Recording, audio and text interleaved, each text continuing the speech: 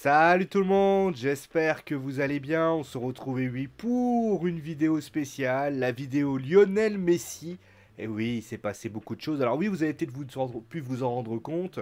J'ai pas fait de vidéo WWE Raw, WWE SmackDown ou alors de débriefing de foot. La raison est simple, vous l'entendez peut-être avec ma voix, je suis souffrant. Donc ça servait à rien, voilà, vous faire des vidéos, que ça soit des vidéos dans tout genre, si c'est pour parler du nez et au final être très désagréable parce que déjà que ma voix j'ai du mal, là ça aurait été quelque peu gênant. Bon, alors qu'est-ce qu'on peut dire finalement de Lionel Messi? Alors on va bien sûr revenir sur ce qui s'est passé, la suspension de Lionel Messi, la décision du Paris Saint-Germain, on va revenir bien sûr sur ce qui s'est passé, on ira ensuite voir si cette sanction est juste ou non, est-ce que le Paris Saint-Germain a bien fait de sanctionner Lionel Messi, et puis on fera un bilan de la prestation finalement de Léo Messi durant ces 2 années au Paris Saint-Germain. Alors certains me diront, tu vas un peu vite en besogne, il restera 3 matchs pour Lionel Messi. Moi, je pense que Léo Messi ne portera plus jamais le maillot du Paris Saint-Germain. Je pense que Léo Messi, c'est son dernier match, c'était Lorient. Parce que je ne vois pas Léo Messi revenir au centre d'entraînement, faire comme si de rien n'était, et prendre... Parce qu'il va falloir que durant 2 semaines, il ne pourra pas s'entraîner. Et donc forcément, il va falloir qu'on le remette en place durant la première, peut-être la deuxième semaine. Et puis, il y aura peut-être le dernier match. Mais le dernier match, il va se faire siffler lors du couronnement, s'il y a couronnement. Clairement, j'ai envie de dire, ça m'étonnerait. Voilà, donc on fera un bilan de ce qu'a fait. Si jamais, bien sûr, il fait un de ces matchs, ça n'enlèvera pas, bien sûr, le bilan que j'ai produit, mais c'est vrai que, en tout cas, c'est comme ça que je vois les choses. Voilà. Bon, en tout cas, on va revenir, bien sûr, sur ce qui s'est passé. Alors, on va revenir sur ce qui s'est passé. Donc, il y avait donc le match contre Lorient. J'aurais pu vous le débriefer, j'avais pas mal à la gorge comme jamais. Donc le Paris Saint-Germain perd 3 buts à 1 face à Lorient. Et ce qui frappe notamment dans ce match que j'ai suivi, c'est le côté apathique des Parisiens. Le Paris Saint-Germain galère, le Paris Saint-Germain est en grosse difficulté, le Paris Saint-Germain est complètement comateux, aussi comateux que moi quand je prends un Actifed, pour vous dire. Alors que moi, voilà, et la situation fait que on se demande ce qui se passe. Et là, Luis Campos monte au créneau en disant qu'il souhaite une union sacrée. Il dit notamment qu'il veut aussi une implication totale de la part des joueurs. Christophe Galtier fustige ses joueurs en disant que le comportement qu'ils ont eu est tout bonnement inadmissible. D'ailleurs, même Marco Verratti, qui est supposé d'ailleurs un petit peu, j'ai pas toujours aimé sa façon de parler à Marco Verratti lors des zones d'interview, là il était carrément comateux lui aussi. Il n'y a pas un joueur vraiment a pas été comateux. On a même senti des joueurs pas forcément pas concernés, mais qui étaient complètement hagards et qui semblaient perdus dans ce qui se passe. Et dans le lot, on retrouve donc Lionel Messi qui a livré une prestation ignoble concrètement. Et Lionel Messi, à ce moment-là, va finir son match. Et à ce moment-là, il faut savoir que si le Paris Saint-Germain avait gagné cette rencontre, il y avait 2 jours de repos, pour ainsi dire. Le problème, c'est que ces 2 jours de repos vont se transformer en un jour de repos, puisque le staff parisien exige qu'il y ait ce qu'on appelle une séance d'entraînement, une séance de décrassage le lendemain, donc ça veut dire le lundi. Le truc, c'est que Lionel Messi est au courant de cette annonce concrètement, sauf que lui va décider de refuser, ne va prévenir personne et va tout bonnement quitter l'entrée, va tout bonnement prendre l'avion pour aller en Arabie Saoudite, puisqu'il faut savoir que Lionel Messi est l'ambassadeur entre guillemets de la touristique de l'Arabie Saoudite.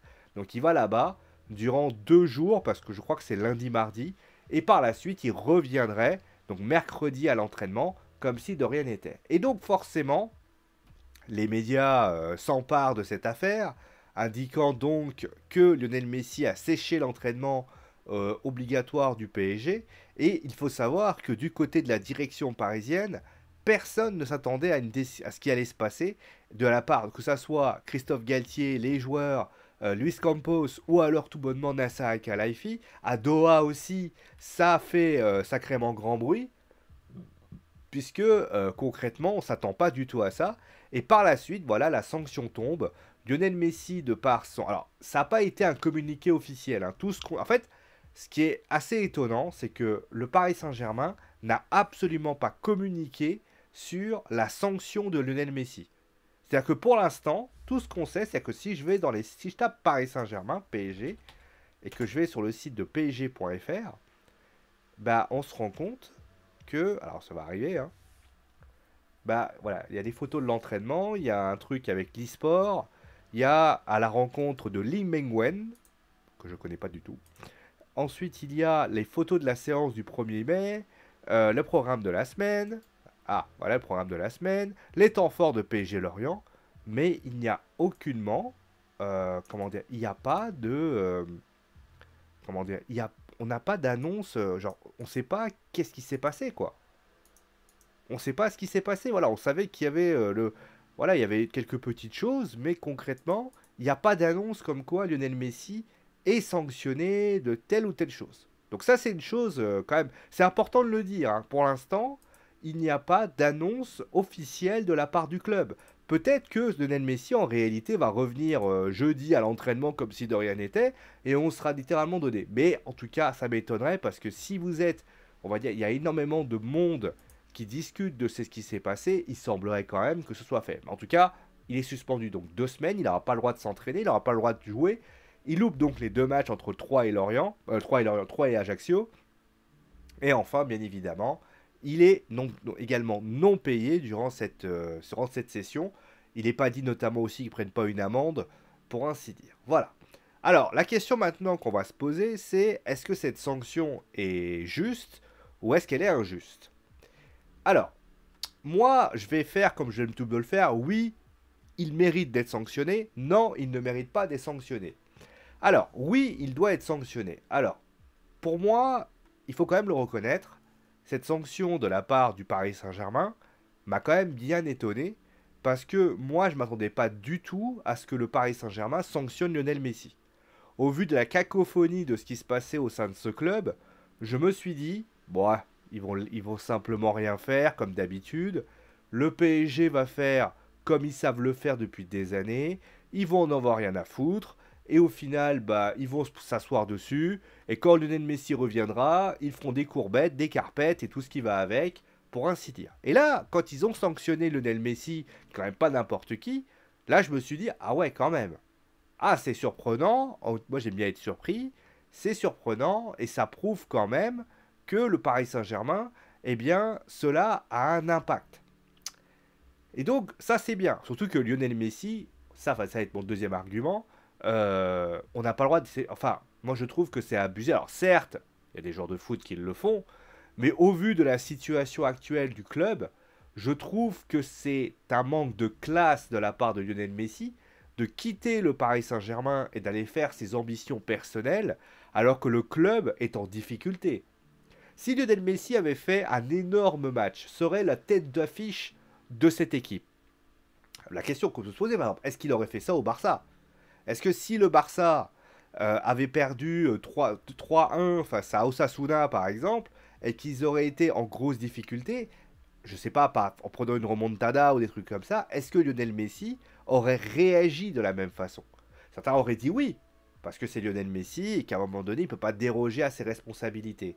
Surtout que, on le sait, il avait prévenu il avait plusieurs fois décalé, il avait plusieurs fois essayé d'être arrangeant, mais il y avait le risque que s'il y avait défaite, et le pire, c'est que dans la prestation qu'il a fait depuis quelques semaines, on peut le dire, Lionel Messi ne livre pas des prestations très abouties depuis le retour de la Coupe du Monde, à part le match contre Marseille, un match contre Montpellier, et je crois qu'il y a un 3e match ou un 4e match.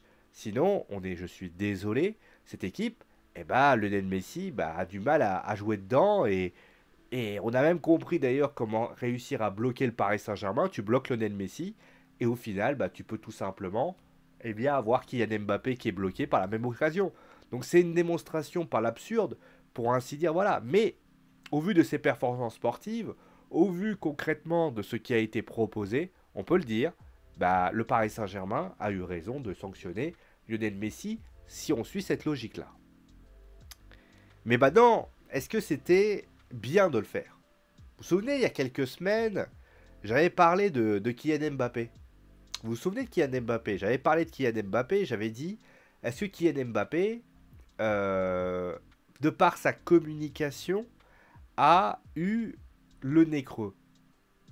Hein? Est-ce que, vous savez, j'ai eu la même réflexion. J'ai dit, est-ce que le Paris Saint-Germain serait capable... Parce que moi, vous savez, moi, je me suis dit, le mec, il a fait quoi? Il a parlé en public en condamnant ce qu'avait fait le Paris Saint-Germain. Mais moi, je suis désolé. Ce qu'a fait Kylian Mbappé, la sanction, ce que j'avais dit, eh bien, on peut le faire pareil pour le Paris Saint-Germain. Alors, la différence, c'est que le Paris Saint-Germain n'a toujours pas communiqué. Mais quand tu laisses des informations sortir au fur et à mesure, ça veut dire que tu as envie que ce soit communiqué, mais tu ne veux pas que ce soit communiqué par toi. Ça rend plus fourbe. Donc voilà. Et donc, première chose, tu as vraiment envie de sanctionner ton joueur par une forte amende ou quelque chose comme ça. Moi, j'aurais été à la place du Paris Saint-Germain. J'aurais sanctionné Lionel Messi avec une forte amende. Mais vous savez quoi? Je l'aurais fait jouer quand même. Je l'aurais fait revenir. Je leur ai dit, voilà, tu reviens, mais tu auras une forte amende. Et ça, c'est quelque chose. Même, on aurait pu faire encore plus dingue. Écoute, sans aller jusqu'à parler de sanctions, il le fait revenir. Et la sanction, il ne joue pas. Le match contre Ajaccio est 3. Voire même, il est sur le banc. Ça aurait été fort. Ça aurait été, on va dire, impactant vis-à-vis de ceux qui étaient présents. Déjà, première chose, la manière est pas bonne. Pourquoi faire sortir ça en public alors qu'on peut régler ça en interne, encore une fois. Ensuite, la deuxième chose. Alors, moi, ce qui m'étonne, vous savez, c'est quand vous avez des gens qui sortent les coudes au moment où les coudes devraient être sortis depuis bien longtemps. C'est-à-dire que on sait que le Paris Saint-Germain a vécu plusieurs désillusions dans cette situation, et on a vu notamment toutes les polémiques qui ont été fortes cette saison. On peut citer par exemple le fameux hashtag PivotGang de Kylian Mbappé. On peut citer notamment aussi le Kylian Saint-Germain de Kylian Mbappé. Les parties de poker de Neymar. Le McDo de Neymar. On peut citer aussi, ça a été indiqué aujourd'hui, la prise de poids de Marco Verratti. On peut citer notamment l'année dernière tous les retards incessants de Leandro Paredes de certains joueurs du Paris Saint-Germain.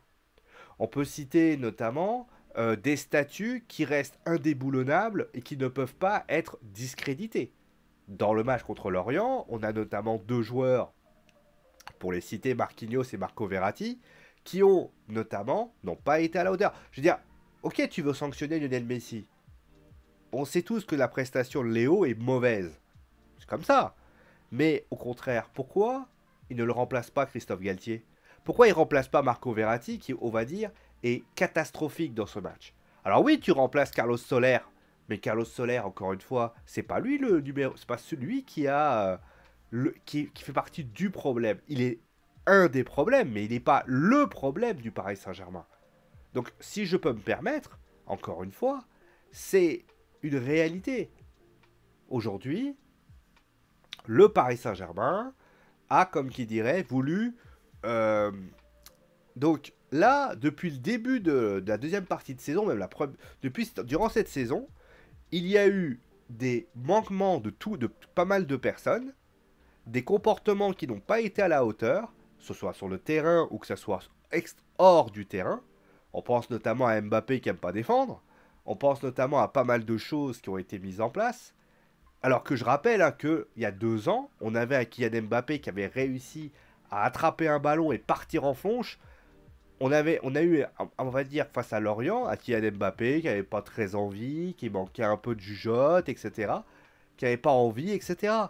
Là, tu sanctionnes pas Kylian Mbappé à ce moment-là. Quand il fait le pivot gang, tu ne le sanctionnes pas. Quand il fait son boudeur en début de saison, tu ne le sanctionnes pas non plus. Pourquoi tu sanctionnes aujourd'hui Lionel Messi alors que Lionel Messi, la seule chose durant ces 2 années qu'il a passé au Paris Saint-Germain, la seule erreur qu'il a commise, c'est d'être allé en Arabie Saoudite. C'est-à-dire qu'on a, dans la liste des joueurs que j'ai cités, on pourrait sauter d'autres, hein, et ben dans la liste de ces joueurs, on a un Paris Saint-Germain qui, aux dernières nouvelles, sanctionne un homme. Vous savez, c'est comme... Voilà, on va faire un exemple. C'est comme si vous étiez à l'école, vous avez plusieurs élèves qui foutent le bordel en cours, et vous avez un... le prof, il est blasé, il a plus envie de faire quoi que ce soit. Et il essaie d'avoir un petit peu d'autorité, mais on voit que c'est dur. Et puis tu as le petit gars, tu vois, qui a jamais foutu la merde, et qui, du jour au lendemain, bah, se sent pousser des ailes, il se dit, de toute façon, voilà, et il commence à taper la discute avec son voisin de derrière. Le prof, il arrive devant lui, il lui fait, oh, oh, tu te calmes un peu, et il regarde comme ça, il lui fait... Et au moment où il a fait ça, moi ça m'est arrivé, d'ailleurs je vais vous raconter une anecdote après. Et moi je me suis regardé comme ça, et tu te regardes comme ça, tu fais quoi? Et là il te vire du cours. Et ça m'est arrivé, moi je vais vous raconter une histoire. Moi j'étais en seconde, et en seconde j'étais en cours de mathématiques, et c'était le bordel en cours. Oh, c'était le bordel en cours, c'était du n'importe quoi. Et là, j'étais au premier rang, hein, pour information. Hein. Premier rang, devant le prof. Hein. Et je tape la discute avec, je crois que je tapais la discute avec je sais plus qui. Et d'ailleurs, je vous donne le nom, vous sauriez même pas qui c'est. Et là, le prof me regarde, et il me dit, tu me préparais tes affaires. Hein. Et là, je le regarde comme ça, je lui dis, t'es sérieux ou quoi? Je dis, derrière, ça gueule, ça hurle, ça fait chier le monde depuis le début. Et c'est moi que tu sanctionnes. Et il y a un élève, je sais plus, je crois qu'il était à droite de moi, je me souviens plus de son nom, je crois que c'était Stéphane, à un moment donné, je le salue d'ailleurs s'il voit cette vidéo, qui dit, oh, je sais plus qui, oh c'est un autre, je sais plus qui l'avait dit, et qui dit, ouais, il fait ça parce que il veut faire passer, il veut te faire, il veut faire passer un message aux autres. Autrement dit, s'il me vire moi, il va virer les autres, ils vont se calmer. Mais non, au contraire, moi je suis pas le mec qui casse les couilles, donc au lieu de taper, parce que moi, à ce moment-là, heureusement, j'ai pas été viré, parce que moi, j'aurais dit, vous me virez moi, mais alors les deux derrière, vous faites quoi?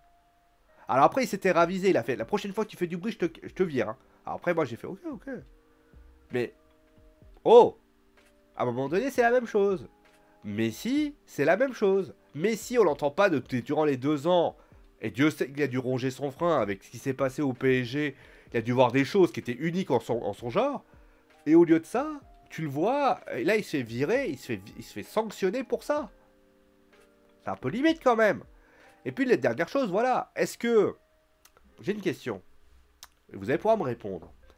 Imaginons, par le plus grand des hasards, hein, qu'Asta Kylian Mbappé aille en Arabie Saoudite. Vous pensez réellement que le PSG va le sanctionner? Parce que la réalité, c'est que le Qatar ne voulait plus Lionel Messi.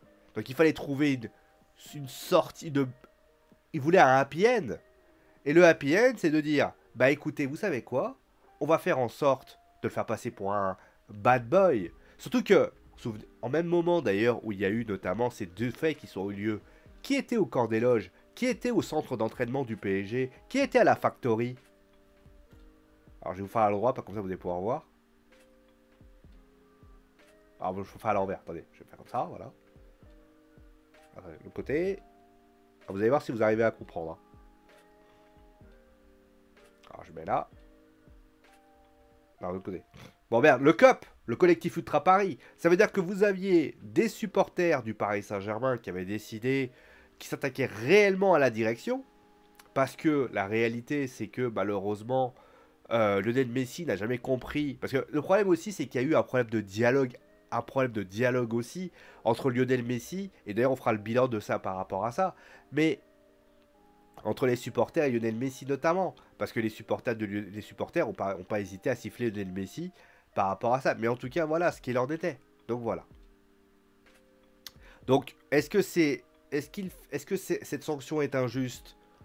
Bah oui, parce que au final, tu sanctionnes Lionel Messi alors que d'autres auraient mérité d'être sanctionnés bien avant.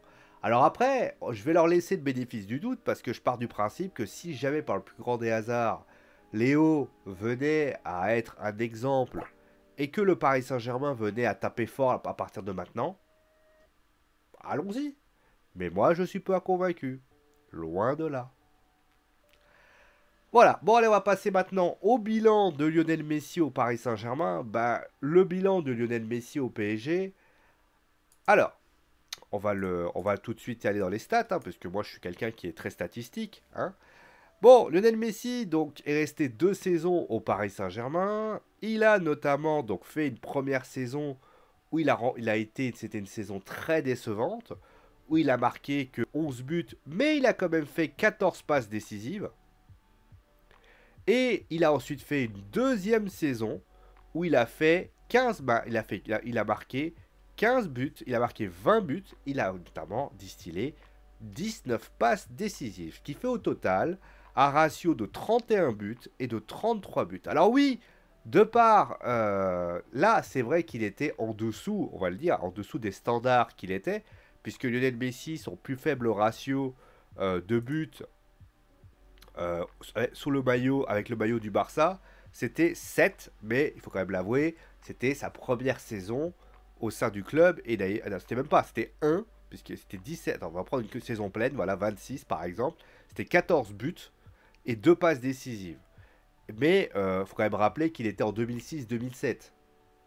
Hein, on va quand même pas abuser non plus. Il était d'ailleurs, je crois qu'il n'était pas tout le temps titulaire d'ailleurs en plus, pour ainsi dire. Mais par la suite, voilà, ça a été des ratios, dont un ratio, un record de 50 buts, 16 passes décisives.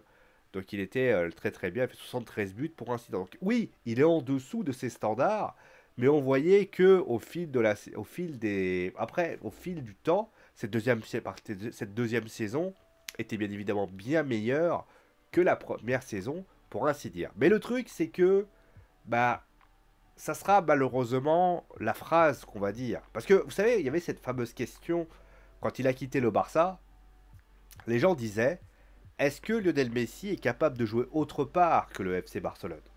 Parce que le FC Barcelone, c'était un peu sa maison. D'ailleurs, regardez, il a une journée de congé, il a des jours de congé, je parle du dé, c'est horrible. Attendez, parce que là, je parle du dé, c'est une horreur. Donc, quand le Paris Saint-Germain le recrute, tout le monde s'imagine que Lionel Messi va arriver avec un auréolé d'un statut, etc. Tout qui remporte le Ballon d'Or notamment. Le truc, c'est que Lionel Messi, malheureusement, eh ben, c'est un nouvel environnement. On sait que Lionel Messi, on avait ce doute, est-ce qu'il était capable de changer d'environnement? Le truc, c'est que l'environnement du Paris Saint-Germain ne lui sied pas. Je pense pas que c'est un problème de club. Encore une fois, je pense que Léo Messi, tu le mets à Manchester City, tu le mets au Bayern de Munich, ou tu le mets à qui ou de quel endroit. Je pense qu'il peut y avoir quelque chose. Surtout qu'on a vu que en l'espace d'une saison, il a monté en puissance, il a fait de belles choses. Mais c'est vrai que bah, il faut quand même surtout qu'en Argentine notamment, bah, ça aurait été quelque chose. Et puis, je pense que la raison principale pour laquelle Lionel Messi n'a jamais réussi au Paris Saint-Germain, c'est tout simplement l'hydre à trois têtes. C'est-à-dire que quand tu as Lionel Messi, ton rôle, c'est de jouer pour lui. L'Argentine, il joue pour lui. Le Barça, il jouait pour lui. Mais quand tu es Léo Messi et que tu joues pour Neymar, pour Mbappé, parce que oui, Mbappé, tout le monde disait, ouais, il faut jouer pour lui, il faut jouer pour lui, il faut jouer pour lui. Le problème, c'est que Mbappé, bah, au bout d'un moment, il prend une part du gâteau, Messi prend une part du gâteau, et Neymar prenait une part du gâteau. Et résultat, bah, la situation fait que, bah, à la fin de la journée, eh ben, il reste plus grand chose. Et à la fin, quand tu as plusieurs statuts, plusieurs égaux à régler, cela rend la chose très compliquée. Voilà.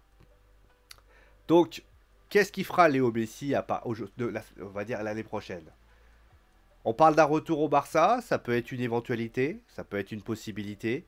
Il y en a qui disent aussi peut-être à l'Inter Miami, peut-être du côté de l'Arabie Saoudite, ça serait une possibilité aussi. En tout cas, ce qui est triste dans cette histoire, c'est que quand vous regardez les prestations, d'ailleurs quand on regarde, on fait un parallèle, et notamment je n'ai pas mentionné, mais regardez Cristiano Ronaldo, ce qui s'est passé à Manchester United. Vous voyez, alors j'en ai pas parlé notamment des noms, vous voyez, Eric Ten Hag, Manchester United, ils ont sanctionné Cristiano Ronaldo, ils s'en sont pas privés, et ben voilà ce qu'il fallait faire.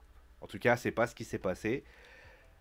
Ces deux saisons finalement bah, resteront finalement anecdotiques. Et le problème, c'est quand on parle d'anecdotique, quand on s'appelle Lionel Messi, ça fait quand même un peu désordre. Allez, prenez soin de vous, amusez-vous bien, et ciao les amis.